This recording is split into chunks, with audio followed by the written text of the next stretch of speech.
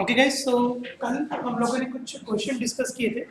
आज उसी के कंटिन्यूएशन में ही ये वीडियो रहेगी।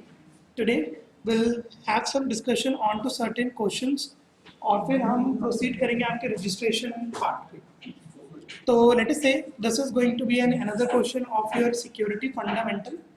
अच्छा, विंडोज पे ना आपको एक सर्विस मिलती है जिसको हम कहते हैं WSUS। ओके, ये विंडोज की एक सर्विस है। इसकी फुल फॉर्म एग्जैक्टली में क्या होती है? Windows server update service. Okay, अब ये जो विंडोज सर्वर अपडेट सर्विस है, इसका एग्जैक्टली में पर्पस क्या होता है? तो यहाँ पर आपको कुछ ऑप्शंस नजर आएंगे। ओके, तो WSUS के बारे में अगर मैं आपको बताऊं तो इसका सिर्फ एक ही पर्पस होता है, to update the licensing for Windows server.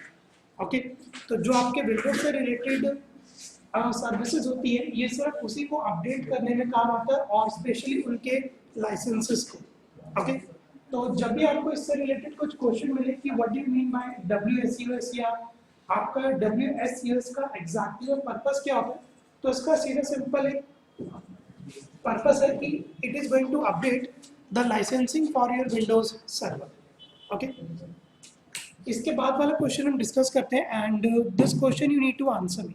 ये क्वेश्चन बहुत आसान है। Carefully read this question and you need to select the appropriate options. तो लेट अस से यहाँ पर पहले क्वेश्चन एग्जैक्टली में है क्या, मैं आपको वो बता देता हूँ। Certain potentially harmful file types should be filtered as attachments of incoming email messages. Okay, so you need to match the file extension that should be filtered with its description. तो यहाँ पर आपको है ना कुछ फाइल एक्सटेंशंस दी गई हैं और यहाँ पर आपका ये आंसर एरिया है कि लेट अस से आपका ये जो compiled programs executable on Windows computer, इसकी एक्सटेंशन क्या होती है, बैच स्क्रिप्ट की एक्सटेंशन क्या होती है और स्क्रिप्ट फाइल की आपकी क्या एक्सटेंशंस होती हैं। तो यहाँ पर लेट अस से ये आपके सामने लेफ्ट हैंड साइड में फाइल की एक्सटेंशंस होंगी। जो भी सुटेबल फाइल एक्सटेंशन रहेगी आप उसको यहाँ से ड्रैग करके इस वाले आंसर एरिया में ड्रॉप करेंगे। ओके, तो जैसे पहला है कि compiled program executable on Windows computer, तो यहाँ से अब आपको जो भी सुटेबल फाइल एक्सटेंशन नजर आता है, you need to drag that extension and you need to drop that in this area. ठीक है, तो इसका क्या आपको अकॉर्डिंग आंसर रहेगा? Now you need to tell me कि कंपाइल्ड प्रोग्राम एग्जीक्यूटेबल के लिए कौन सा फॉर्मेट आपके लिए होना चाहिए? सेम है, exe। ठीक है, तो करेक्ट है। बैच स्क्रिप्ट एग्जीक्यूटेबल्स का क्या फॉर्मेट होता है? बैच स्क्रिप्ट का आप लोगों ने नेटकेट का डेमो किया होगा, नेटकेट का डेमो किया था। ओके, तो लेट अस से बैच स्क्रिप्ट एग्जीक्यूटेबल्स का जो फॉर्मेट होता है वो आपका यही रहता है, CMD, command prompt. Okay, batch executables पे आपने काम भी किया होगा, तो बैच स्क्रिप्ट एग्जीक्यूटेबल जहाँ पर होगी वहाँ पर आप .exe पुट मत कर देना। जहाँ पर आपका बैच होगा तो वहाँ पर आपका CMD आएगा और हो सकता है कि यहाँ पर .php हो सकता था, पावरशेल। इसके बाद script file executable on websites and Windows computer, तो ये आपको होता है कि जावास्क्रिप्ट आपकी क्या होती है, स्क्रिप्ट फाइल्स होती है। तो यहाँ से बस आपको एक्सटेंशन देखनी है, एप्रोप्रिएट ऑप्शन से इसको ड्रैग करके ड्रॉप करना है। ओके, तो ये क्वेश्चन बहुत इजी है। नेक्स्ट क्वेश्चन की तरफ बढ़ते हैं। ओके, ये मैं आपको बताता हूँ क्योंकि ये आपका विंडोज सर्वर से रिलेटेड है क्वेश्चन कि what is the primary advantage of using active directory integrated zones. Okay, तो यहाँ पर आपको कुछ ऑप्शंस मिलेंगे। तो यहाँ पर आपको कुछ ऑप्शन मिलेंगे। जोन इंक्रिप्शन करने के लिए काम आता है, सिक्योर रेप्लिकेशन के लिए काम आता है, पासवर्ड प्रोटेक्शन या नॉन रेपुडिएशन। तो ये वाला जो क्वेश्चन है गाइस, ये वाला क्वेश्चन आपको यहाँ पर मिल जाएगा इस वाले लिंक्स में, जो ये पहला लिंक मैंने आपको कल शेयर किया था। ओके, ये वाला क्वेश्चन आपको एग्जैक्टली इस पहले वाले लिंक में से मिल जाएगा। ये एक्चुअली आपके विंडोज सर्वर से रिलेटेड है। ठीक है, तो इसका आंसर एग्जैक्टली में क्या है ये मैं आपको बताता हूँ। This is going to be question number 28। तो जहाँ पर भी आपको ये ऑप्शन नजर है कि एक्टिव डायरेक्टरी इंटीग्रेटेड जोन का पर्पस क्या है, ठीक है, तो दीज आर सर्टेन ऑप्शन जिसमें से आपका जो एग्जैक्ट में आंसर है वो रहेगा आपका इसके अंदर सिक्योर रेप्लिकेशन। ठीक है, तो ये जो स्टूडेंट ने सिलेक्ट किया हो it's a correct answer, secure replication is the correct answer. ठीक है, तो आप ये नोट कर सकते हो एक्टिव डायरेक्टरी इंटीग्रेटेड जोन, जहां पर भी आपको नजर आए make a use of this secure replication.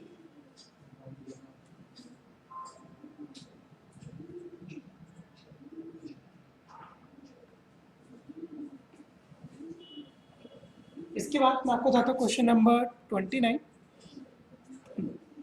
ये गाइस आप लोग आंसर दे सकते हो। HTTPS आपको पता है कि क्या होता है, दो तरीके की साइट होती है हमारे पास, HTTP और एक HTTPS। Okay, so which 3 elements does HTTPS encrypt? कहाँ पर आपको लगता है कि HTTPS इंक्रिप्शन की रिक्वायरमेंट होती है? पोर्ट नंबर्स पे, वेबसाइट URL पे, लॉगिन इंफॉर्मेशन पे, ब्राउजर कुकीज पे, या सर्वर IP एड्रेसेस पे? And you need to select 3 option from it, कि आपको कहाँ पे लगता है कि कहाँ पर HTTPS की रिक्वायरमेंट हो सकती है।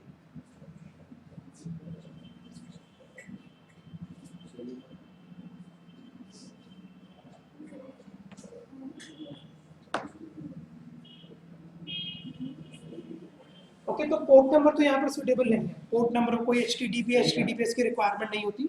वेबसाइट URL आपका करेक्ट आंसर है, क्योंकि वो HTTP भी हो सकता है, HTTPS इंक्रिप्शन की भी रिक्वायरमेंट होती है। आपके लॉगिन इंफॉर्मेशन में, कि अगर आप लोगों ने man in the middle attack किया होगा, तो अगर मैं किसी अनसिक्योर साइट पे लॉगिन करता हूँ और आपने man in the middle attack demo किया हुआ है, तो मैं आपका यूजर नेम और पासवर्ड रिट्रीव कर सकता हूँ। अगर आपकी साइट HTTP है, अगर HTTPS होगी तो वो इंक्रिप्शन या जो आपकी लॉगिन की इंफॉर्मेशन है वो मेरे को मिलेगी इंक्रिप्टेड। तो लॉगिन इंफॉर्मेशन पे भी आपको HTTPS इंक्रिप्ट की रिक्वायरमेंट है, और यहाँ पर IP एड्रेस जहाँ पर इसमें के लिए भी आपको कोई रिक्वायरमेंट नहीं है। ब्राउजर कुकीज में भी you can make a use of this HTTPS encrypt. Okay, तो यहाँ पर एक करेक्ट आंसर है आपका, वेबसाइट URL पे हमको HTTPS चाहिए होगा, लॉगिन इंफॉर्मेशन पे आपको चाहिए होगा, और ब्राउजर कुकीज पे। तो ये इजी क्वेश्चन था। आगे बढ़ते हैं क्वेश्चन नंबर 30 की तरफ।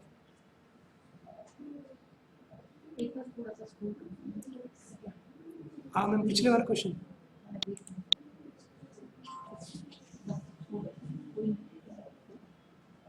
ओके गाइस, तो आप बढ़ते हैं, ये भी आप आंसर दे सकते हो आपके अकॉर्डिंग। ये आप एक बार गेस करो कि a process by which DNS zone data is obtained by an attacker is referred to as, okay, that you need to tell me.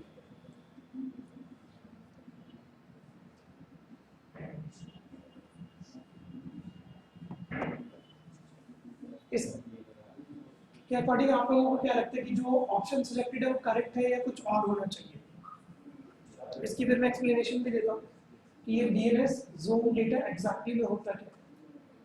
इसका जो ऑप्शन सिलेक्टेड है वो वैसे करेक्ट है, आप वैसे कितने ने फुट प्रिंटिंग एग्जैक्टली में करी है, फुट प्रिंटिंग करी है, एनमैप या करिए फुट प्रिंटिंग। ठीक है, देखो फुट प्रिंटिंग एग्जैक्टली में होता क्या।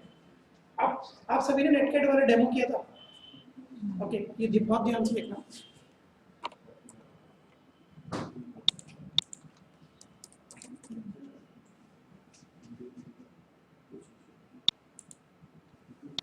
ओके गाइस, सो नेटकैट का आप लोगों ने सभी ने डेमो किया होगा। नेटकैट में आप लोगों ने कुछ इस तरीके की कमांड एग्जीक्यूट करी होगी, nc.exe-lvp। एक आप लोगों ने IP एड्रेस डाला होगा, मैं लिख देता हूँ यहाँ पर। फिर आप लोगों ने डाला होगा एक पोर्ट नंबर, ठीक है, और इसके बाद आप लोगों ने यहाँ पर लिखा होगा -e cmd.exe, ये कमांड प्रॉम्प्ट, ताकि यूजर के पास आपका कमांड प्रॉम्प्ट का रिवर्सल आ जाए। अब ये कमांड सिर्फ विंडोज में चलेगी। अब सपोज करो कि मैं लिनक्स यूज कर रहा हूँ, अब लिनक्स में ये कमांड क्या होगी। लिनक्स में पहली बात तो nc.exe नहीं आता, सिर्फ nc लिखा जाता है, बाकी तो सब सेम रहेगा, लिसन, वर्बोज और पोर्ट नंबर, IP एड्रेस भी डालोगे, पोर्ट नंबर भी आप डालोगे, बट यहाँ पर -e के बाद आपका आ जाएगा बिन बैश, ठीक है ना। लिनक्स के आप सिस्टम इस तरीके से कॉम्प्रोमाइज करोगे यूजिंग nc.exe। तो now what do you mean by foot printing? In foot printing first of all hacker will analyse कि जिस सिस्टम को वो हैक करने जा रहा है उसका ऑपरेटिंग सिस्टम क्या है। ओके, फुटप्रिंटिंग का काम ये होता है। क्या उस मशीन का आईपी एड्रेस होगा, ये आपका प्रोसेस होता है फुट प्रिंटिंग में। तो फुट प्रिंटिंग में हैकर एग्जैक्टली में क्या करते हैं, they try to gain as much as information they can, कि किसी को भी कॉम्प्रोमाइज करने से पहले वो उसकी इंफॉर्मेशन गैदर करेंगे कि ऑपरेटिंग सिस्टम एग्जैक्टली में क्या है। अगर आप किसी वेबसाइट को हैक कर रहे हो तो आप देखोगे कि वो कहाँ पर होस्टेड है। तो a process by which DNS zone data is obtained by an attacker is referred to as footprinting. अब लेट्स से आप ये मान के चलो कि आप लोग सेम नेटवर्क पे कनेक्टेड हो, आप लोग आईपी एड्रेसेस किस तरीके से रिट्रीव कर सकते हैं, बताओ। आप लोग सेम नेटवर्क पे हो और आपको आईपी एड्रेसेस कैसे कर सकते हैं? ठीक है, ठीक है, वो क्या कर देगा आपके लिए? सर उसके मैक एड्रेस की इंफॉर्मेशन निकाल देगा। चलो ठीक है, जो आईपी कनेक्टेड है और उन पे फिजिकल। देखो अगर आप लोगों को कभी ये डिटरमाइन करना होगा कि सेम नेटवर्क पे, जैसे सपोज करो कि मैं अभी मोटो G6 से कनेक्टेड हूँ और कितने सिस्टम आपके मोटो G6 से कनेक्टेड है, you need to identify their IP addresses. तो आप लोग इसी डेमो को परफॉर्म करोगे फुट प्रिंटिंग को। दो तरीके से आप डेमो परफॉर्म कर सकते हो। पहली बात तो ये कि आपके पास VMware में काले लिनक्स होनी चाहिए। काले लिनक्स में आप लोग यूज कर सकते हो nmap का। ओके, वो nmap आपको दिखा देगा कि कौन कौन से आईपी एड्रेसेस अभी आपके अवेलेबल हैं। दूसरा, आप लोग एक है ना सेटअप यूज कर सकते हो और उस सेटअप का नेम होता है ओवरलुक फिंग। ठीक है, अगर आपको ज़्यादा मेहनत नहीं करनी and if you uses the window, तो आप लोग ये टूल यूज कर सकते हो ओवरलुक फिंग। ये आपको क्या करके दे देगा, सेम नेटवर्क पे जितने भी आईपी एड्रेसेस कनेक्टेड होंगे ये आपको वो आईपी एड्रेसेस की इंफॉर्मेशन दे देगा। आप इसको यूज भी करके देखना। ठीक है, तो लेट मी शो यू। यहाँ से आप इस ओवरव्यू को डाउनलोड कर सकते हो। नीचे की तरफ आपको ऑप्शन मिलेगा डाउनलोड करने का। अराउंड सिर्फ 2.7 MB का ये सेटअप है। ओके, इसको आप डाउनलोड कर लेना। ठीक है, जैसे आप इसको डाउनलोड कर लोगे ये आपको सारे नेटवर्क डिस्कवर करके देगा कि सेम नेटवर्क पे कौन कौन से आईपी एड्रेसेस कनेक्टेड हैं। और ये कब इम्पॉर्टेंट होगा, जब आप लोग नेटकैट का डेमो करोगे या जब आप लोग man in the middle attack वाला डेमो करोगे। तो आईपी एड्रेसेस के बारे में पता होना चाहिए। And this overlook Phing also comes under your foot printing. ठीक है, तो ये जो हमारा ऑप्शन है फुट प्रिंटिंग, आप यहाँ पे देख लेना। और मैं आपको एक और बता देता हूँ, आप लोगों के इसी वाले कार्ड पर ना साइबर सिक्योरिटी का भी एक और कार्ड है। एक तो आप लोगों का एथिकल हैकर वाला कार्ड है और यहाँ पर आपका एक और कार्ड है एथिकल हैकिंग का। इस मेंटोर्स नोट्स और वीडियोस को आप एक्सेस कर सकते हो। ये कार्ड की हमें आपको प्रिविलेजेस दी हुई है। इसके अंदर ना फुट प्रिंटिंग का पूरा डेमो है।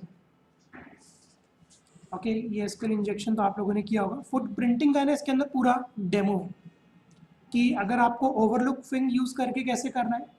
ठीक है, आप लोग nmap यूज़ करके किस तरीके से करोगे। ठीक है, इसके लिए दो रिक्वायरमेंट है, एक तो ओवरलुक फिंग होना चाहिए आपके पास और VMware में काले लिनक्स में आपके पास होना चाहिए। VMware में काले लिनक्स बस होना चाहिए, बैकट्रैक की रिक्वायरमेंट नहीं है। काले लिनक्स से ही आपका काम चल जाएगा। ठीक है, तो अब बढ़ते हैं नेक्स्ट क्वेश्चन की तरफ। तो गैस इसका करेक्ट आंसर है आपका फुट प्रिंटिंग। ठीक है,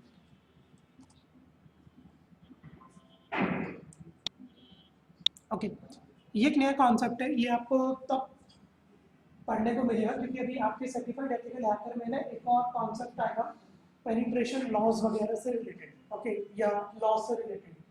तो यहाँ पर क्या होता है कि what does physically securing server prevent. Okay, दो तरीके की होती है, फिजिकल साइट सिक्योरिटी और एक होती है ऑन साइट सिक्योरिटी। तो फिजिकल साइट सिक्योरिटी आपको एग्जैक्टली में कब किस पर्पज से बचाती है, वो आपको बचाती है थेफ्ट से। ओके, अब सपोज करो कि नेटकैट का डेमो लोग कंपनीज में किस तरीके से यूज करते हैं। अब सपोज करो कि आप लोगों के पास लेट से आपकी जो टाइमिंग है वो 10 to 7 है, जॉब की टाइमिंग है, बट आपको उसके बाद भी अपने सिस्टम का एक्सेस चाहिए। तो कैसे करोगे, नेटकैट में जाके आप ये कमांड टाइप कराओगे। ठीक है ना, अमेजन वेब सर्विस से आप इसका शेल वगैरह ले लोगे। ठीक है, इस तरीके से कि लेट से इस तरीके की चोरी वगैरह ना हो पाए, तो जो भी कंपनी के सर्वर्स होते हैं they make a use of physical site security. तो फिजिकल साइट सिक्योरिटी में आपका ये आपको किस चीज़ से बचाता है, ये आपको बचाता है सिर्फ थेफ्ट से। कि कल को कोई पेन ड्राइव में लगा कर आ जाए, क्योंकि कॉम्पिटिटर्स करते भी यही है कि लेट से किसी गार्ड वगैरह को 1-2 लाख रुपए दे दिए, भाई ये पेन ड्राइव में जाके लगा दे, ठीक है। तो फिजिकल साइट सिक्योरिटी में जो आपके सर्वर्स होते हैं वो एक रूम के अंदर लॉक कर दिए जाते हैं, और उसका काम सिर्फ इसलिए होता है ताकि आपका सर्वर पे आप लोग क्या रखोगे, अपना डेटा रखोगे। तो डेटा अगर चोरी ना हो पाए तो फिजिकल सिक्योरिंग सर्वर आपको थेफ्ट से बचाता है, डॉस से नहीं बचा सकता। Man in the middle attack is an another concept. जहाँ पर भी आपको फिजिकल साइट सिक्योरिटी आ जाएगी तो वहाँ पर आपका theft is the correct option, कि चोरी से बचाने के लिए हम फिजिकली सर्वर्स को सिक्योर करते हैं, ठीक है। अभी इसका एक और भी क्वेश्चन आएगा, आया आया बच्चों क्या डाउट डाउनलोड हो गया? अभी मैं आपको बताता हूँ रजिस्ट्रेशन कैसे करना है, ठीक है।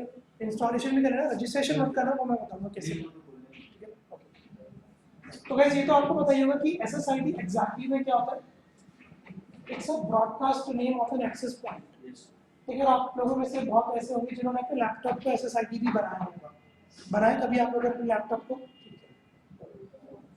तो एसएसआईडी का तो सिंपल है कि it's a broadcast name of an access point. तो जैसे यहाँ पर ये मोटो G6 क्या है मेरा एसएसआईडी, ठीक है। तो अब बढ़ते हैं नेक्स्ट क्वेश्चन की तरफ।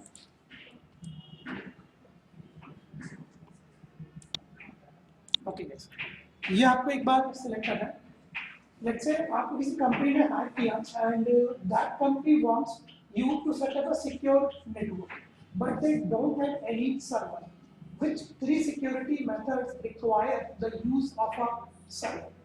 या let's say ये भी छोड़ो, आप लोगों के अकॉर्डिंग कौन सा आप लोगों को सिक्योर इसमें से लगता है कि which is going to secure your network? आपको पता है कि कौन सा वाईफाई सिक्योर है, LAN जाके सिक्योर है, तो you need to select 3 appropriate option। तो इसमें से बताओ कि जो स्टूडेंट ने सिलेक्ट किया वो ठीक है या आपके अकॉर्डिंग कुछ और होना चाहिए।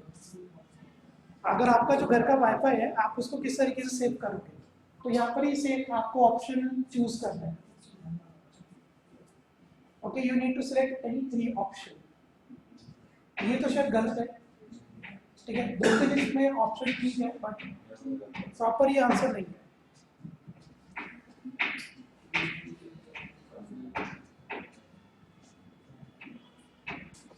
आप लोगों के अकॉर्डिंग कौन सा होगा कि कंपनी ने आपको बोला कि मेरा एक सिक्योर नेटवर्क बनाओ, तो अब आप लोग कौन कौन से प्रोटोकॉल में यूज करोगे उस कंपनी के लिए?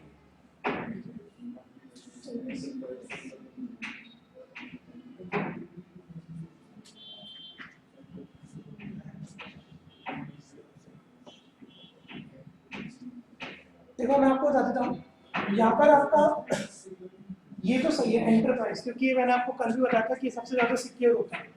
पर्सनल हम लोग अपने होम यूसेज वगैरह के लिए यूज कर सकते हैं, तो ये कंपनी की अगर बात होगी तो पर्सनल आप सिलेक्ट नहीं कर सकते, ये होम वगैरह के लिए है। कंपनी है तो एंटरप्राइज है। दूसरा मैंने आपको बताया था रेडियस, क्योंकि रेडियस में क्या जाता है आपका LAN, okay. Remote authentication dialing user service, कि आपको नेट का एक्सेस तब मिलेगा जब आप अपने नेटवर्क इंजीनियर से कम्युनिकेट करोगे, वो आपको एक्सेस प्रोवाइड करेगा। तो ये दोनों तो बिल्कुल ठीक है, ये बहुत पुराना स्टैंडर्ड था, तो जो correct option is 802.1x which is the updated version of 802.11 AC। तो यहाँ पर जो करेक्ट आंसर्स है आपका है ए, सी और आपका डी।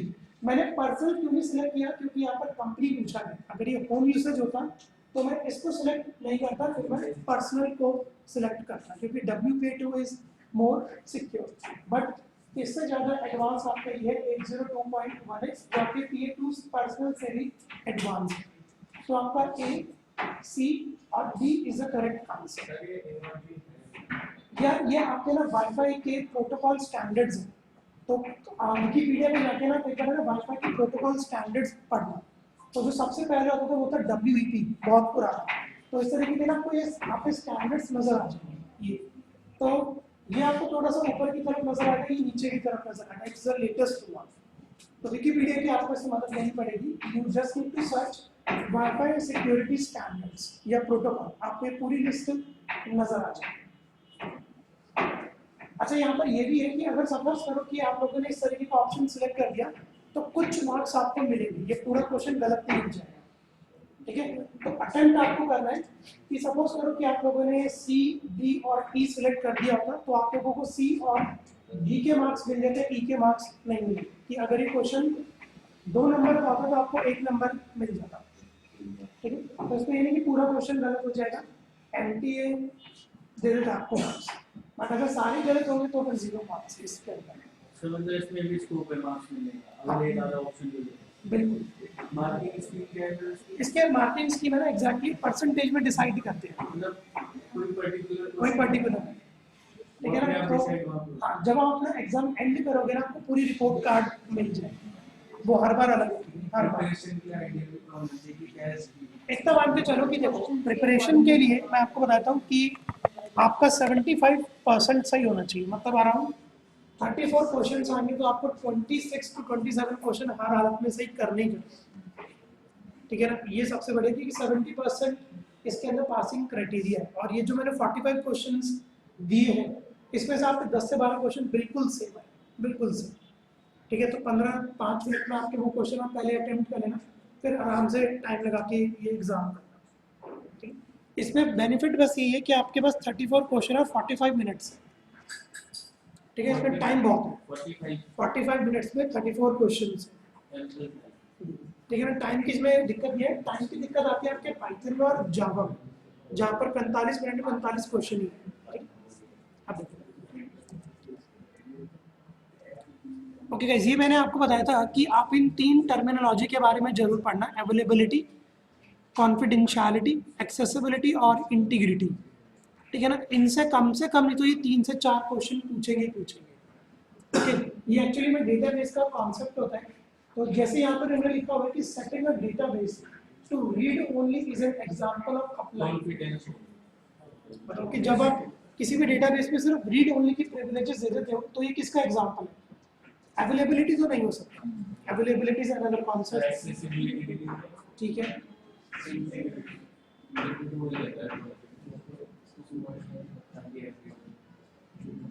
ठीक है, तो इसका यही आंसर है सिर्फ आपका एक्सेसिबिलिटी इज अनदर कॉन्सेप्ट कि एक्सेस वगैरह करना कि नहीं, तो इसका आपका ये करोगे कॉन्फिडेंशियलिटी। ये जो 3 टर्म है आपको है ना ये ध्यान से एक बार पढ़नी है कि अवेलेबिलिटी या नोट भी कर सकते हैं, इन सब के बारे में आपको डिफरेंस पता होना चाहिए।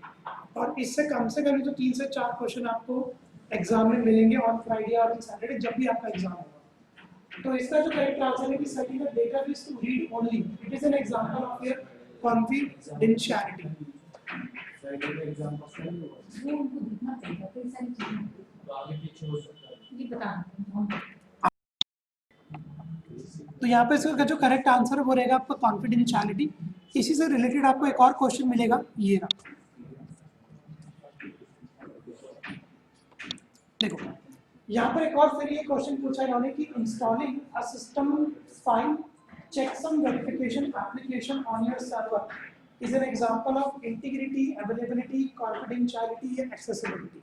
तो अभी मान के चलो इस टर्मिनोलॉजी से इन 4 टर्म से आपके 3 से 4 क्वेश्चन ही पूछेंगे, ठीक है। मैं आपको एक लिंक देता हूँ जहाँ से आपको ये पढ़ने को मिल जाएंगे, ओके। तो ये वाला लिंक है जो मैं अभी आपके ट्रेलर पे अपलोड कर दूंगा। यहाँ पर इन 3 टर्म्स का इन्होंने डिटेल में समझाया हुआ है। पहले तो उन्होंने एक बेसिक ओवरव्यू आपको दिया हुआ है कि confidentiality is a set of rule that limit access to information, ठीक है। इसके बाद होता है आपका integrity is the assurance that the information is trustworthy and accurate. Availability is a guarantee of reliable access to the information gained by authorised people.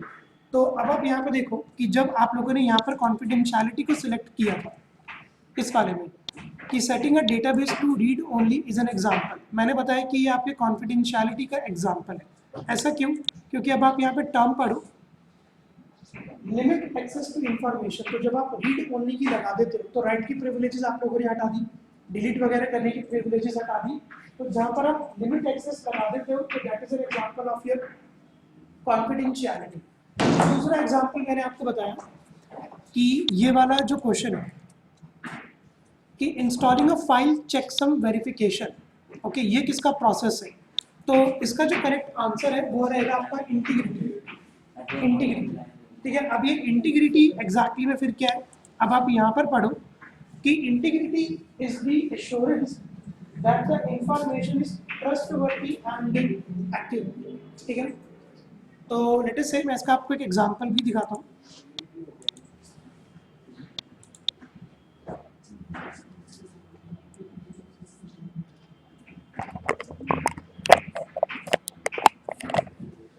ठीक है, अब आप लोगों को एक है ना एग्जांपल बताता हूँ कि इंटीग्रिटी का लाइव एग्जांपल क्या होता है। यहाँ पर आप ध्यान से देखना, काली लिनक्स कितनों के पास है, सबके पास, ठीक है ना। तो काली लिनक्स में आप लोग आज एक है ना डेमो परफॉर्म करके देखना। देखो होता क्या है,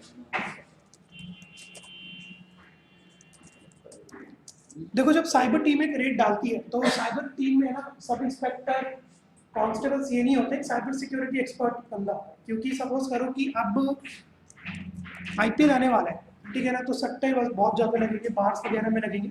आपको पता लगे कि यहाँ पर सट्टा लग रहा है तो एक वो रेड मारते हैं, तो रेड में हर तरीके का पर्सन होगा, एक साइबर वाला पर्सन भी होगा।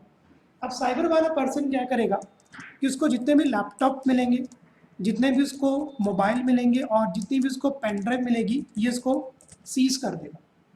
इसको कांस्टेबल सब इंस्पेक्टर हाथ नहीं लगाएगा, इसको सिर्फ और सिर्फ साइबर टीम सीज करती है, ठीक है ना। हमारे पास एक एक्सपर्ट भी है मिस्टर पुलकित राठी, उनका यही काम है। तो जब जाके वो ये रेट आते हैं तो ये इन 3 चीज़ों को सीज वगैरह कर देते हैं, या जो भी टेक्नोलॉजी रिलेटेड एसेट रहता है। अब सपोज करो किस लैपटॉप में क्या ना लिस्ट दी कि कितने लोगों ने पैसा लगाया ऊपर, कितने लोगों का कांटेक्ट आ रहा था। तो अब जब कोर्ट केस होगा तो इस लिस्ट में जितने भी लोग होंगे सब पकड़े जाएंगे, ओके, जितने भी होंगे सब पकड़े जाएंगे। अब लेट अस से कि जब आप ये लिस्ट जज के सामने प्रेजेंट करोगे, ठीक है, तो जज आप किस लिस्ट पे किस तरीके से यकीन कर ले कि आप लोगों ने इससे नहीं छेड़छाड़ करी। तो सपोज करो मैं साइबर टीम में हूँ, मेरा एक दुश्मन है, उसका नेम मैंने इस लिस्ट में डाल दिया, ठीक है। तो अब तभी आपने देखोगे कि कोर्ट में ना दोनों पक्षों को सुना जाता है, ठीक है ना, चाहे उसने क्राइम किया हो डजंट मैटर, बट उसको भी अपना प्रूव करने का मौका मिलेगा। तब साइबर टीम क्या करती है कि तब अगर विंडोज़ का लैपटॉप है तो साइबर टीम यहाँ पर यूज़ करेगी चेकसम वेरिफिकेशन का, और वैसे तो इसका वो यूज़ नहीं करते, they actually uses Linux based operating system. होगा क्या, सपोज करो कि आपको यहाँ पर एक मिली, ये फाइल मिली आपको client.xlsx, इसके अंदर वो सारे क्लाइंट की लिस्ट है, एक्सेल शीट बना रखी थी, इसके अंदर ये लिस्ट थी। जब आप इसको सीज करोगे, आप लोग क्या करोगे कि इसके क्या ना हैश वैल्यू आप लोग जनरेट कर दोगे, ओके, आप इसके एक हैश वैल्यू जनरेट कर दोगे। और ये कैसे जनरेट होती है, इस फाइल के आगे बस आपको ये लगाना है MD5 सम और आपकी फाइल का नेम, तो ये आपको क्या ना हैश फाइल जनरेट करके दे देगा कुछ इस तरीके से, कुछ इस तरीके की आपकी क्या ना हैश फाइल आ जाएगी। अब फाइल में जो कंटेंट है पूरे उसकी ये हैश फाइल आपको जनरेट कर देगा। अब ये हैश वैल्यू कब चेंज हो जाएगी, आप चाहे इसके अंदर एक रिकॉर्ड इंसर्ट कर दो, डिलीट कर दो, तो ये hash file will become change. तो जज क्या करेगा कि जज फिर से इस वाली फाइल की हैश वैल्यू जनरेट करके देगा, और जब आप लोगों ने सीज करी थी उस टाइम पे और इस टाइम पे हैश वैल्यू मैच हो पा रही है, अगर हो पाएगी तो ये एक ट्रस्ट वर्दीनेस प्रूफ है, वरना इसको डिनाई कर दिया जाएगा। अगर आप इसके अंदर एक छोटा सा डॉट भी आके लिख दोगे या बैक स्पेस भी प्रेस कर दोगे तो भी इसकी हैश वैल्यू चेंज हो जाएगी, ओके। तो जब सीज किया जाता है पूरे प्रॉपर बैग्स वगैरह वो लेके जाते हैं, हैश वैल्यू जनरेट करके वो सीज करते हैं, पहले वैल्यू जनरेट करेंगे फिर सीज करेंगे, ताकि जब वो प्रेजेंट करेंगे तो दिखा सकते हैं कि जब हमने सीज किया था तो ये हैश वैल्यू थी, आज भी इसकी यही हैश वैल्यू है। और हैश वैल्यू एक प्रूफ होता है कि ये फाइल आपकी मॉडिफाई नहीं की गई है। आप ये डेमो काले लिनक्स में करके देखना, कोई भी टेक्स्ट फाइल बनाना, उस टेक्स्ट फाइल के आगे बस आप ये लिख देना MD5 सम और एंटर प्रेस कर देना, उसकी हैश वैल्यू आ जाएगी। फिर आप उस फाइल को ओपन करना, थोड़ा बहुत एडिटिंग करना, फिर से हैश वैल्यू जनरेट करना, this value will get change, ठीक है। तो यहाँ पर ये जो आपका फाइल चेकसम है, it is an example of your integrity. और इंटीग्रिटी क्या कहता है, trustworthy and accurateness of the particular file और फोल्डर, ठीक है। तो ये 3 टर्म आपको बहुत अच्छी तरीके से पता होनी चाहिए, कॉन्फिडेंशियलिटी, इंटीग्रिटी और अवेलेबिलिटी। डिटेल में आप लोग यहाँ पर एक बार पढ़ सकते हो, ये आपके ट्रेलर पे एक बार मैं अपलोड कर देता हूँ, क्योंकि इससे 3 से 4 क्वेश्चन गारंटी है कि आएंगे ही आएंगे। हाँ, मतलब एक केस स्टडी दे दी जाएगी कि इसके ये किसको सिग्निफाई करती है, कॉन्फिडेंशियलिटी को, इंटीग्रिटी को, या किसको। मैं कुछ लिंक्स हैं यहाँ पर आपको मेंशन कर देता हूँ। ये आपका पहला लिंक है, आप इसको एक बार रीड अभी कर सकते हो। ठीक है, तो अब बढ़ते हैं नेक्स्ट क्वेश्चन की तरफ।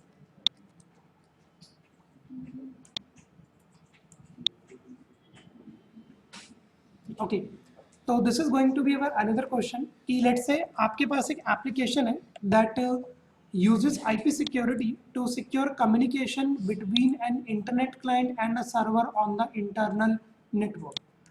Okay, to which network security service must the IPsec client connect? VPN से कनेक्ट होना चाहिए, SFTP से होना चाहिए, रेडियस से, या आपके SSH से। सिक्योर शेल तो आप लोगों ने पढ़ा ही होगा पुट्टी वगैरह में। ठीक है, तो फिर आप इसका आंसर एक बार दे सकते हो।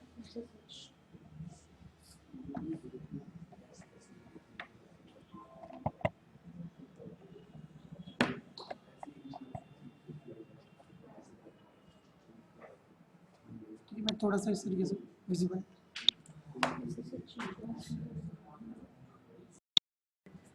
IPsec एग्जैक्टली में क्या ना प्रोटोकॉल है, इसकी फुल फॉर्म में ये होती है इंटरनेट प्रोटोकॉल सिक्योर। ठीक है, ये जो IPsec है ना, ये सिर्फ और सिर्फ आपके वर्चुअल प्राइवेट नेटवर्क्स में यूज किया जाता है। ओके, अब ये VPN क्या होता है कि VPN you are going to create a secure tunnel. ठीक है ना, तो कंपनीज में जब आप वर्क करोगे तो company uses the concept of VPN, ताकि बाहर का बंदा कनेक्ट ना हो, सिर्फ आप अपने कंपनी के नेटवर्क से कनेक्ट हो सकते हो। उसके लिए कंपनी क्या करती है, they uses the concept of virtual private network. Okay, तो जहां पर भी आपको IPsec नजर आए तो you need to search for this virtual private network. ठीक है, मैं आपको दिखा भी देता हूँ। IPsec के बारे में पढ़ भी लेना, क्योंकि इससे भी 2-3 क्वेश्चन ये पूछेंगे। You just need to type this one, IPsec protocol. Okay, और गूगल की पहली डेफिनेशन ही आप पढ़ सकते हो, तो यहाँ पर आपको पता लग जाएगा कि IPsec प्रोटोकॉल एग्जैक्टली में करता क्या। ठीक है ना, only this much definition you need to read. ठीक है, तो ये होता है आपका इंटरनेट प्रोटोकॉल सिक्योरिटी। ये एग्जैक्टली में सिक्योर नेटवर्क प्रोटोकॉल है which authenticate and encrypt the packet of data to provide secure encrypted communication between two computers used in virtual private networks. Okay, तो IPsec एग्जैक्टली में कहाँ पर आपका use किया जाता है? It actually uses in your VPN. तो यहाँ पर जो आपका करेक्ट आंसर रहेगा, ये स्टूडेंट ने गलत सिलेक्ट किया हुआ है, रेडियस नहीं है, ये होगा आपका VPN, वर्चुअल प्राइवेट नेटवर्क। तो IPsec के बारे में थोड़ा बहुत एक बार रीड कर लेना। IPsec is used in your virtual private networks.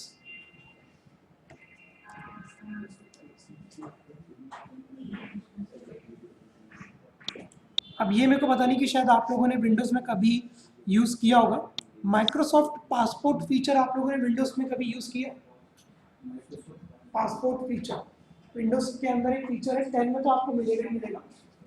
Least privileges तो आप लोगों ने करी होगी, एडमिन और स्टैंडर्ड यूजर आप लोगों ने बनाया हुआ होगा, बट आई डोंट थिंक कि आप लोगों ने शायद माइक्रोसॉफ्ट पासवर्ड फीचर यूज किया होगा विंडोज 10 का। डिजिटल सिग्नेचर है। हाँ, ये आपका माइक्रोसॉफ्ट पासवर्ड फीचर है। ठीक है,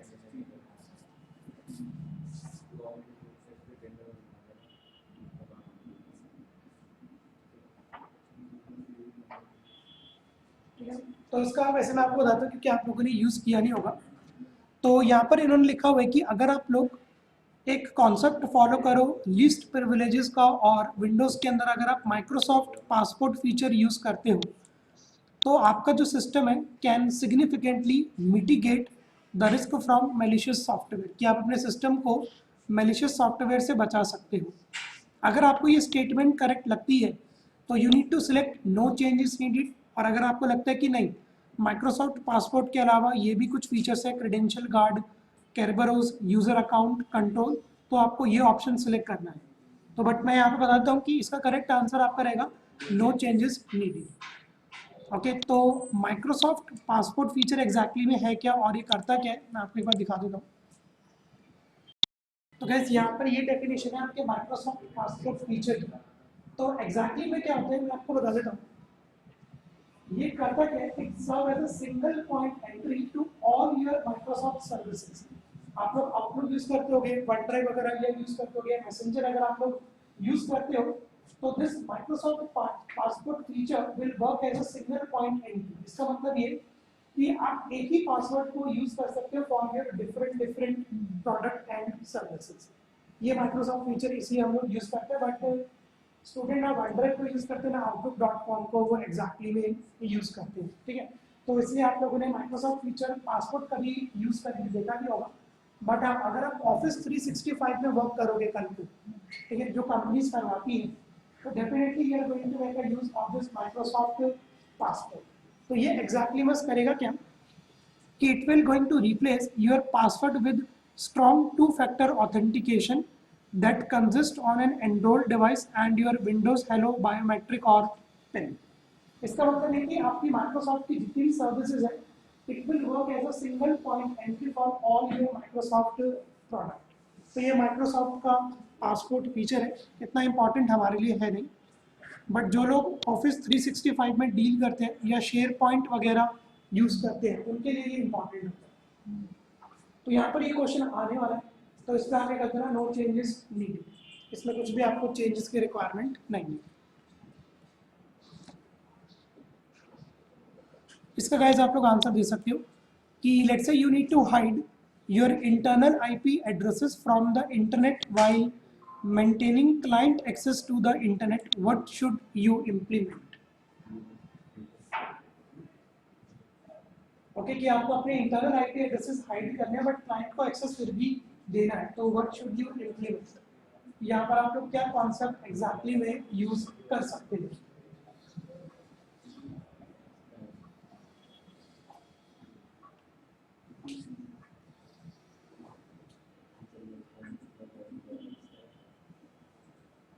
इसका मैंने आपको पहले बताया था कि ऐसा कुछ करने के लिए ना हम एक टेबल बनाते हैं, और वो टेबल हम किसमें बनाते हैं, network address translation. Okay, it's a table where you are going to specify कि कौन कौन से आईपी एड्रेसेस आपके हाइड है, किस किस को आपको व्यू करना है, किस किस को आपको एक्सेस वगैरह देना है। तो यहाँ पर the correct answer is your network address translation.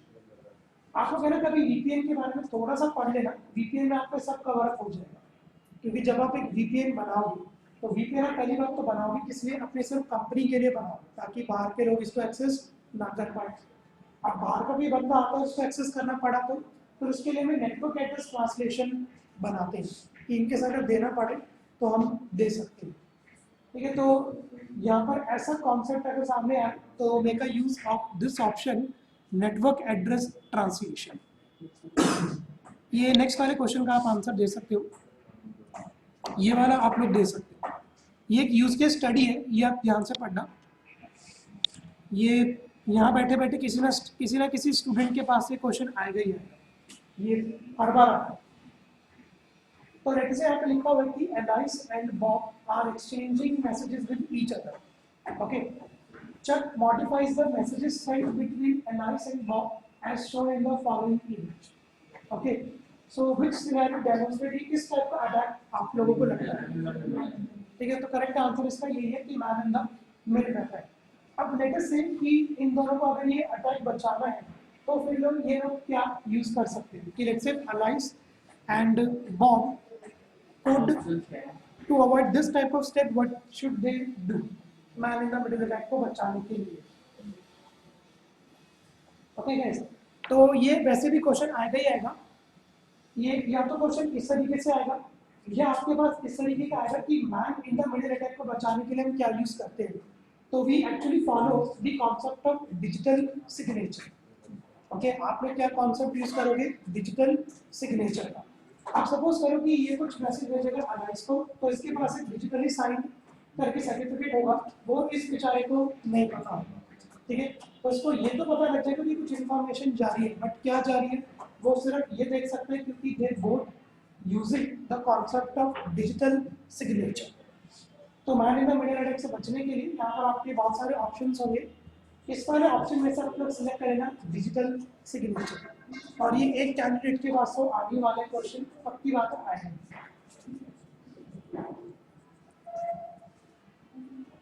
ये भी गैस BitLocker का है, तो BitLocker आप लोगों ने यूज़ नहीं करी तो मैं आपको यहाँ पर बता देता हूँ। तो कुछ ऑप्शंस यहाँ पर आपके सामने लिखे होंगे and you need to select either yes या नो। तो जिसके अंदर पहला आपका लिखा हुआ है कि जो BitLocker है it allow you to encrypt your drives. तो ये आंसर आपका यस, क्योंकि BitLocker का काम ही यही है आपकी ड्राइव्स वगैरह को एनक्रिप्ट करना। ओके, अब यहाँ पर ये लिखा हुआ है कि BitLocker require drives that are encrypted using a password. ये आपका रहेगा नो, क्योंकि ऐसा कोई रिक्वायरमेंट नहीं है, बिना पासवर्ड के भी आप अपने एनक्रिप्ट कर सकते हो। और ये तो बिल्कुल ही नो है कि BitLocker सिर्फ विंडोज 8.1 और 10 में चलता है, BitLocker आपका 7 में भी चलता है, ठीक है ना, XP में भी चल सकता है अगर आप PPM मॉड्यूल इंस्टॉल कर लेते हैं। ठीक है, तो यहाँ पर इसका आंसर यस और बाकी दो ऑप्शन रहेंगे आपके नो। तो स्टूडेंट ने थोड़ा सा गलत सिलेक्ट किया हुआ है, तो आप लोग एक बार देख लेना।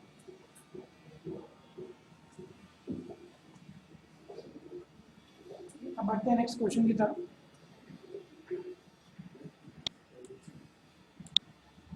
ये मैंने आप लोगों से कल भी डिस्कस किया था। You need to able to gather information about the running programme.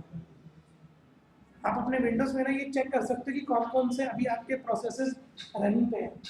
हालांकि हम लोग ये कॉन्सेप्ट यूज नहीं करते, आप लोग कंट्रोल और डिलीट यूज करते हो और प्रोसेसेस में जाके आप देख लेते हो कि कौन कौन से प्रोसेस चल रहे हो। बट अगर आप यहाँ पर इस प्रोसेस ट्रैकिंग को भी यूज कर लेते हो तो भी आपको दिख जाएगा कि आपके कौन कौन से प्रोग्राम एग्जैक्टली में रन कर रहे हैं। ठीक है, तो process tracking you can make a use in order to gather the information about the running program. Logout events आप लोग तब यूज करोगे जब आपको ये चेक करना हो कि किसने किस टाइम पे मेरे सिस्टम को लॉग ऑन किया या लॉगिन वगैरह किया। डायरेक्टरी सर्विसेज की इसके अंदर नहीं है कि ऑब्जेक्ट एक्सेस आता है आपके फाइल और फोल्डर की परमिशन से रिलेटेड। तो प्रोसेस ट्रैकिंग आप लोग यूज कर सकते हो in order to gather information about the running program. और यहाँ पर आपके पास एक शॉर्टकट की भी आ सकती है कि कंट्रोल और डिलीट कहाँ पर जाकर आप रनिंग प्रोसेसेस की इंफॉर्मेशन चेक कर सकते हो। ठीक है, तो ये तो आसान है। गाइस ये एक यूज केस स्टडी है, ये अब आपको अपना दिमाग लगा के एक बार आंसर देना होगा। ठीक है ना, just read this question very carefully कि आपका जो एंटी स्पैम प्रोग्राम है वो एक सेंडर के मेल को ब्लॉक कर रहा है, बट आपकी कंपनी चाहती है कि नहीं वो मेल आना चाहिए। तो अब आप लोग क्या करते हैं? आप लोगों ने सबसे पहले क्या किया कि आप लोगों ने एक एंटी स्पैम प्रोग्राम बना रखा है जो ईमेल्स को ब्लॉक करता है। ठीक है, अब मैंने आपको मेल भेजा वो भी ब्लॉक हो रहा है। अब आपकी कंपनी ने इंस्ट्रक्शन दी किस वाले यूजर का मेल आना चाहिए। तो अब आप लोग क्या ऑप्शन सेलेक्ट करेंगे? ये आपको गूगल वगैरह से नहीं मिलेगा, ये आपको ये सोचना पड़ेगा। ठीक है, और फिर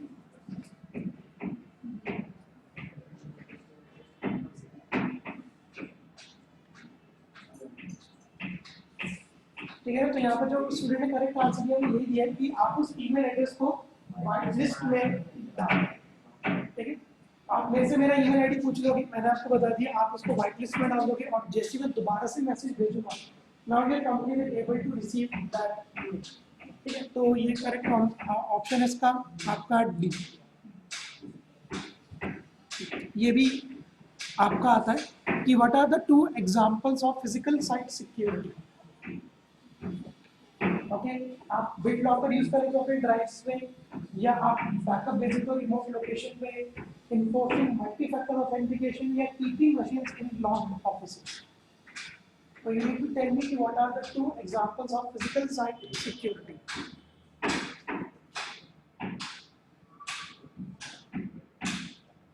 ये तो मैंने आपको बताया था कि डी वाला कि keeping machines in locked offices आपकी चोरी वगैरह से आप लोग बचाते हैं। तो ये आपका करेक्ट आंसर है। इसका बैकअप से कोई लेना देना नहीं है, इसका एन्क्रिप्शन से कोई लेना देना नहीं है। इन्फोर्सिंग मल्टी फैक्टर ऑथेंटिकेशन कि उस रूम में एंट्री कराने से पहले हो सकता है कि आप पिन मांगो या बायोमेट्रिक स्कैन वगैरह दो।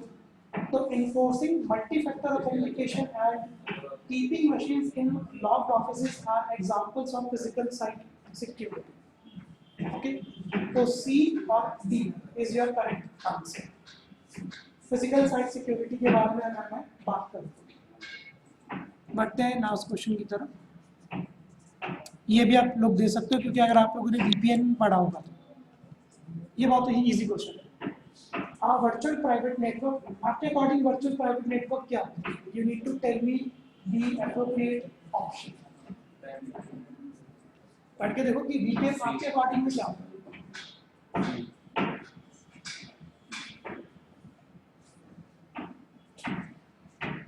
आप लोगों ने नेटवर्किंग वगैरह पढ़ा है कि BCA में, नेटवर्किंग फंडामेंटल वगैरह अब नहीं है।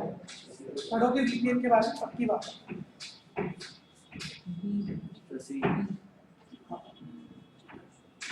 ये अभी मैंने आपको IP सेगमेंट में दिखाया था कि बेसिकली एक tunnel that prevent information that passes through it from being modified or stored।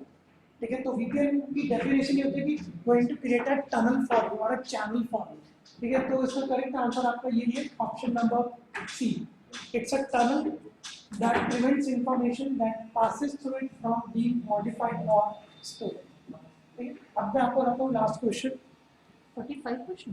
हाँ ये सुन, ये 45 क्वेश्चन है, हालांकि आएंगे तो 34 ही, बट ये मेरे पास 45 क्वेश्चन हैं। तो यहाँ पर अब आप देख सकते हो कि this is the last question. ये भी एक केस स्टडी है। Consider yourself as a network engineer और लैब असिस्टेंट समझ लो। तो अब आप यहाँ पर ये बताओ कि क्या यस है क्या नो है। जैसे पहला ऑप्शन है कि if your computer is in a domain, your network administrator can reset your password।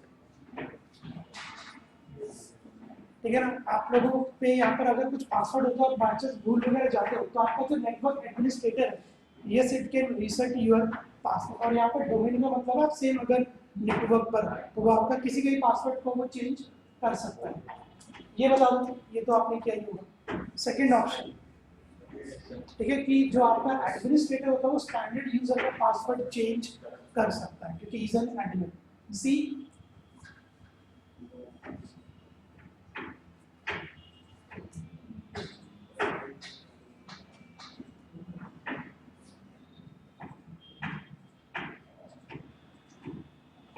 ठीक है ना, इसका ये बता दो, इसका भी आंसर आपका यस ही है। बिल्कुल यहाँ पर आपका लॉस हो सकता है क्योंकि जब इंक्रिप्शन करी जाती है तो पासवर्ड आप लोगों से पूछा जाता है, तो हो सकता है कि जब पासवर्ड आप रीसेट वगैरह करो तो आपकी इंक्रिप्टेड फाइल का डेटा वगैरह लॉस हो सकता है। तो यहाँ पर तीनों ही आंसर आपके यस, यस और यस है। ठीक है ना guys? तो ये है आपके MT के 45 क्वेश्चंस, और ये क्वेश्चंस आपको गाइस एक बार टिप्स पे होने चाहिए, क्योंकि इतनी गारंटी है कि यहाँ पे आपके 10 से 12 क्वेश्चन बिल्कुल यहाँ से सेम आएंगे। और अगर आप लोगों के 12 क्वेश्चन 3 से 4 मिनट में हो जाएंगे तो आप खुद सोच सकते हैं कि कितना टाइम है अपने पेपर को देने का। तो अगर कुछ नया क्वेश्चन भी आ जाता है, you can search that on, और उस पर टाइम लगाकर आप दे सकते हो। ठीक है, और इसके अलावा जो मैंने आपको ये वाला लिंक दिया था, it's a very important link for you. इतना करने के बाद अगर आप लोगों को प्रैक्टिस करनी हो तो आप लोग यहाँ पर एक मॉक टेस्ट वगैरह दे सकते हो। यहाँ पर आपका मॉक टेस्ट किस तरीके से होगा, लेट मी शो यू।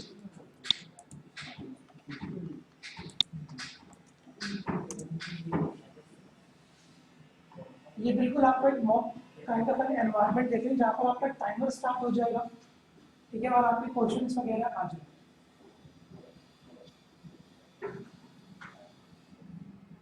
ये क्वेश्चन पर भी आप एक बार नजर मारना, हो सकता है कि 2 से 3 क्वेश्चन इनसे भी आ जाए, क्योंकि इन्होंने ये जो पेज बनाया हुआ है ये इन्होंने पिछले MTA एग्जामिनेशन के बेसिस पे ही बनाया हुआ है। तो guys, इस तरीके का आपका ना मॉक टेस्ट वगैरह आ जाएगा। ओके, यहाँ पर आपका टाइमर स्टार्ट हो जाएगा ऊपर, you need to select the question. ठीक है, अगर आप लोग नेक्स्ट पे जाओगे तो ये नेक्स्ट क्वेश्चन वगैरह पे आपको रिडायरेक्ट कर देगा। तो मॉक टेस्ट देने के लिए आप लोग यहाँ पर इस सारे क्वेश्चन की प्रिपरेशन कर सकते हो। ओके, और यहाँ पर एक और है कि लेट्स से अगर मैं यहाँ पर कोई भी ऑप्शन एक बार सिलेक्ट कर देता हूँ, नेक्स्ट पे जैसे आप क्लिक कर दोगे तो जब आप इस एग्जाम को कंप्लीट करोगे तो ये आपको पूरी रिपोर्ट बता देगी कि आपने कितने क्वेश्चन सही किए, कितने आपने गलत किए। ओके, तो ये 3 मॉक टेस्ट है यहाँ पर, टेस्ट 1, टेस्ट 2 और टेस्ट 3। ये आपकी प्रैक्टिस के लिए है। और एम टी एग्जामिनेशन के क्वेश्चन आपको इन दोनों URL से मिल जाएंगे। एक्चुअली बहुत सारे स्टूडेंट मेरे को बताते हैं कि हमने एग्जाम के टाइम पे गूगल वगैरह किया था और कुछ क्वेश्चंस हमको यहाँ से मिले थे फ्लैश कार्ड में से। ओके, तो यहाँ पर आपको ना एमटी से रिलेटेड प्रीवियस आपके क्वेश्चंस वगैरह मिल जाएंगे। नीचे की तरफ आपको स्क्रॉल करना है और यहाँ पर आपको इस तरीके से कुछ क्वेश्चंस मिल जाएंगे। ओके, और यहाँ पर ये आंसर्स दिए हुए हैं, these are the answer, left hand side are the question और ये आपके आंसर। जैसे हनी स्पॉट वगैरह का एक क्वेश्चन आपके पास आ सकता है, तो ये जितने भी लिंक्स हैं ये आप अपने पास रखना whenever you are going to give your examination, ठीक है ना, क्योंकि जब आप लोग अपने सिस्टम पे दोगे, आप लोग अपने सिस्टम में अपनी विंडो को मिनिमाइज नहीं कर सकते, और अगर ऐसा करते हो तो आपका एग्जाम आप लोग डिस्कार्ड कर देंगे। So, होता ही नहीं है, मैंने सुना है कि हाँ, नहीं बाई चांस अगर कर ले तो ऑल टैप करके कंट्रोल और डिलीट करेंगे तो आपका एग्जाम वहीं पे टर्मिनेट हो जाएगा। तो आपका जब लैपटॉप रहेगा तो आपका सिर्फ एग्जाम चलेगा, ठीक है। तो कुछ क्रोम वगैरह ओपन करने की कोशिश मत करना, इसलिए मैं कह रहा हूँ कि आप ये इन सब पे नज़र मार लें, क्योंकि तब उतना टाइम होगा भी नहीं, या आप लोग गूगल वगैरह करके सर्च करें।